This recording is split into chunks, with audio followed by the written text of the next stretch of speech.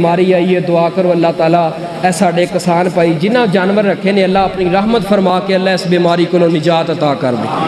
چلو بیماری دی گل آئی ہے، میں تمہیں ایک وظیفہ دسن لگا جتھے کوئی دوائی کام نہ کرے، اے وظیفہ اپنے ڈنگراں واسطے جڑا نا صبح شام دوپہر اینو پڑھیا کرو، تندرست بھی ہون تے تاں بھی پڑھو۔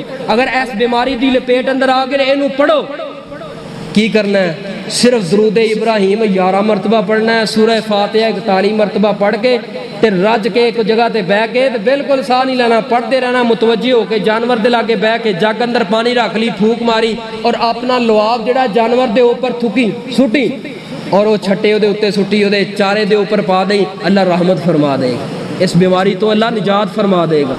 اللہ اینا میرے ویر میرے بزرگ کسان پائی گھراں دے اندر اے جانور تے ایک اثاثہ رکھیا ہوندا ہے، قیمتی چیزاں نے، میرے اللہ اپنی رحمت فرما کے شفائے کاملہ عاجلہ عطا فرما۔